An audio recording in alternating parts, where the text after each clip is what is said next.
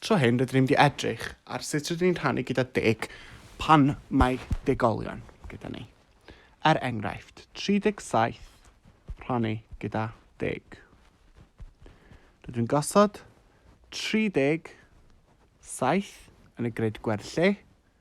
Mae angen i mynd ar draws i'r dde unwaith oherwydd bod 1 0 yn 10. Felly, mae'r 7 yn mynd o'r unedau i'r degfedau. Mae'r 30 yn 3 uned. Felly'n ateb yw 3.7. Cofiwch dydy'r pwynt degol byth yn symud. Felly, rydyn ni edrych pan rydyn ni'n rhannu gyda 100 tro hyn. Enghraifft, 431 rhannu gyda 100.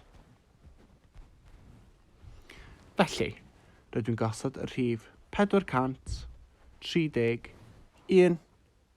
Mae popeth angen symud ar draws 2 waith tro hyn, oherwydd bod 2 0.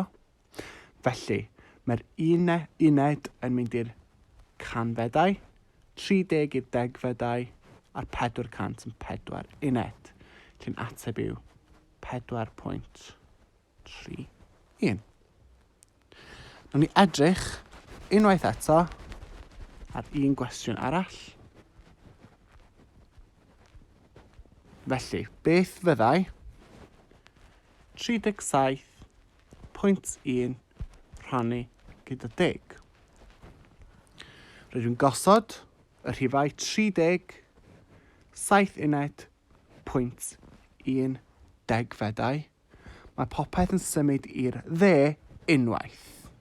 Felly, mae o'r pwynt 1 mynd o'r degfedau i'r canfedau, 7 uned i'r degfedau, gyda 3 i'r unedau.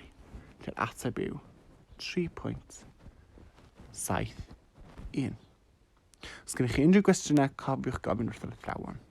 Pob lwc!